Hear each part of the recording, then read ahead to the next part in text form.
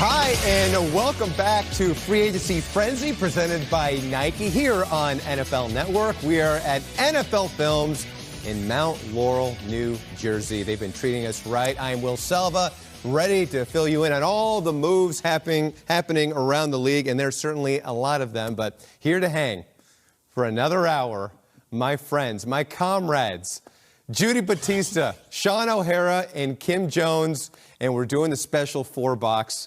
We are the Quad box. Come on, get it together. Okay. Oh, there we go. Scott Hansen is twitching right now. Jeez, I'm just trying to do my best Quad here. box. Let's go. All it's a boy and ladies. Well, let's begin with the GOAT here, shall we? He has agreed to join the Tampa Bay Buccaneers, and according to our NFL Network insider, Ian Rappaport, he'll make roughly $30 million a year, and we're still waiting on the deal, of course, to become official, but all signs point to Brady playing in Tampa next season. So where do the Patriots go from here? Well, inquiring minds want to know. So we bring in our insiders, Ian Rappaport, Tom Pelissero, and Mike Garafolo. And Ian, what is the latest on Brady? Well, he's going to the Tampa Bay Buccaneers. I don't think there's really any surprise there. This is a deal that's basically been done for more than a day now, ever since Tuesday night, if I got my days correct. I don't even know what day today is, but I think that was Tuesday night. Anyway, Tom Brady's going to the Tampa Bay Buccaneers. He's going to make almost $30 million per year on a multi-year deal. But finishing out this deal, getting him to sign it, has been a little bit complicated, mainly because of the coronavirus and the way the NFL and the NFLPA have worked it out. Teams are not allowed to send a private plane to go get a player, bring him back and do a physical. They're not allowed to travel to him and do a physical that way. He's not allowed in the team facility. So the issue of how is Tom Brady going to get his physical is something that seems to be one of the issues, probably the only issue, holding up this deal, which is basically done, agreed to, and finalized, but Brady has not yet signed. And of course, he's not alone on this. This is why so many of these free agent deals are only agreed in principle rather than signed and officially announced. Yeah, that's an excellent point to remind people. So we know about Brady's future. What's the future of the quarterback position in New England, Tom? Well, we first have to talk about the guys on the roster, specifically Jarrett Stidham. 4th-round draft pick last year out of Auburn. Scouts regarded him coming out as a gifted natural passer, but the numbers weren't great in his final season with the Tigers, and there were questions just about how he would handle in terms of pocket presence when the rush was on him. How did he react? I asked somebody who's familiar with the Patriots thinking on this about Stidham the other day, is he ready? And the response I got was, nobody can say that for certain right now. He does have one advantage here in what is setting up as a very unusual offseason in which the NFL may not really have an off-season program in terms of OTAs, board work in the spring, all those things you normally do. Stidham at least knows the offense. He knows the terminology. That gives him a leg up on some of the other guys the Patriots could bring in. The other thing to keep in mind here, at this point with all the deals that have already been done, supply outweighs demand. In other words, there are not many teams right now looking for a veteran starting quarterback. So between Andy Dalton and Cam Newton and Jameis Winston, who's a free agent, the Patriots have options here and at least have the possibility, depending how honed in they are on one person, to kind of look at all the different options, figure out what's going to make the best sense economically and otherwise for their roster moving forward. Which is why they're taking their time, and it's just like the Patriots, isn't it, to do the opposite of what everybody expected. Everybody thinks, okay, Tom Brady leaves, and now you've got to panic and scramble and make a move. Well, that's the worst thing that you can do in this situation because, like Tom said, there's really no need for a rush at this point. And if you do that, now you're taking away the leverage that you would have in potential trade negotiations. And it sounds like people have been pushing or trying to push quarterbacks on the Patriots because they feel like they're in a desperate spot here. So New England taking its time, letting it play out. There's really no rush because I don't know when our spring program is going to start anyway with the NFL. We don't know what the rules are going to be. Can you send somebody a playbook and maybe they can go over it virtually?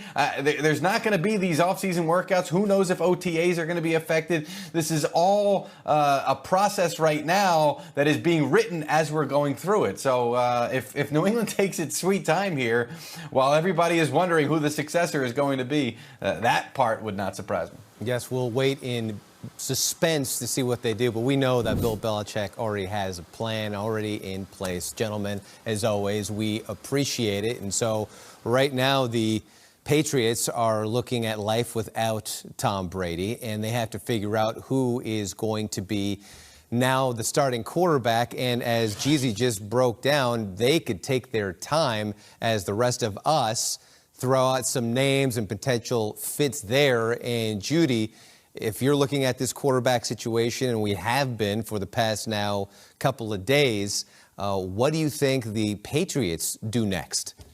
Well, one thing I'm certain of that they're not doing is Bill Belichick is not running around his office at Gillette Stadium with his hair on fire right now, right?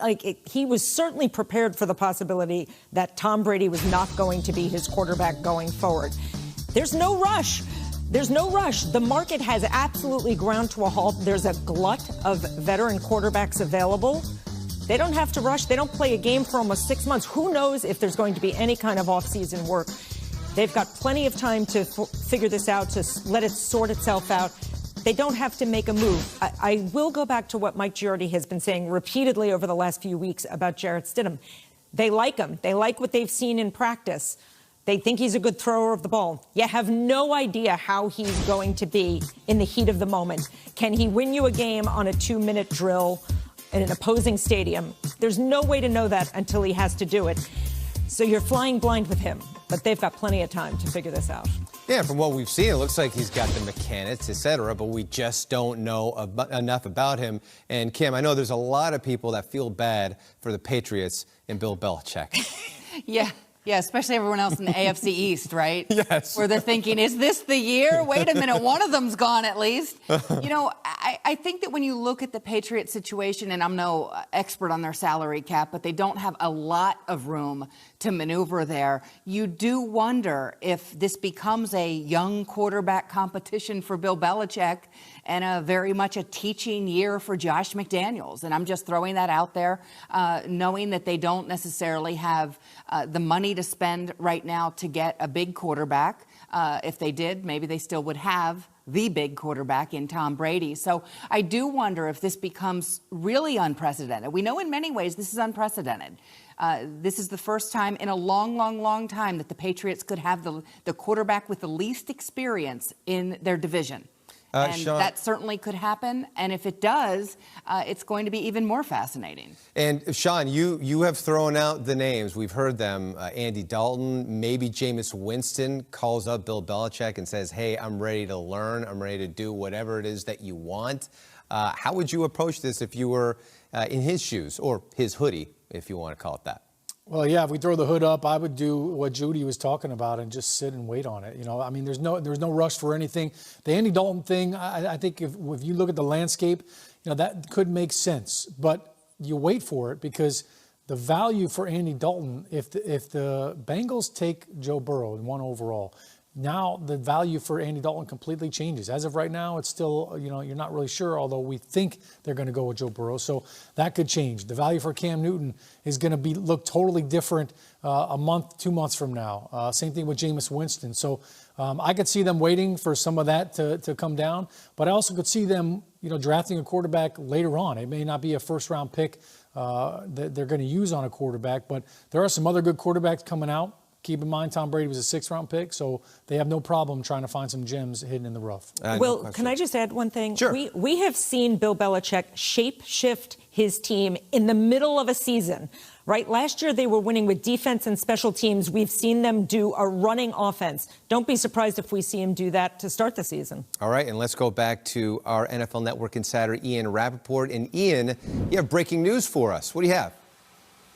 We do have some breaking news. The Philadelphia Eagles have made a big-time splash in free agency. Sources say they have just completed a trade for former Lions star cornerback Darius Slay. Big play Slay is going to Philadelphia. My understanding is that he is going to get a new deal to make him among the highest-paid cornerbacks in the NFL. This deal, Darius Slay heading to the Philadelphia Eagles, has been in the works for months. These two sides talked intensely right up at the trade deadline. Were not able to get something done. As soon as free agency came about, the Eagles went back at it. They also had, the Lions did, some other teams interested. The Oakland Raiders had talks as well. But really, since late last night, this has all been about the Eagles and the Lions. And just minutes ago, sources say it is a done deal. The Eagles have landed Darius Slay. All right, big play Slay now in Philadelphia. Ian Rappaport with the very latest, checking his phone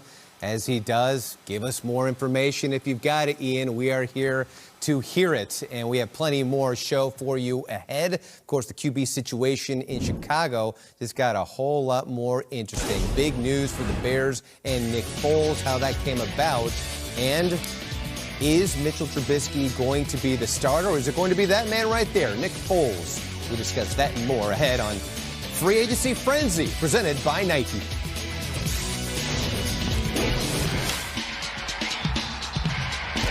Tonight on NFL Total Access, they put up over 28 points a game. They gave up over 28 points a game. What's a winning formula for TV in TV?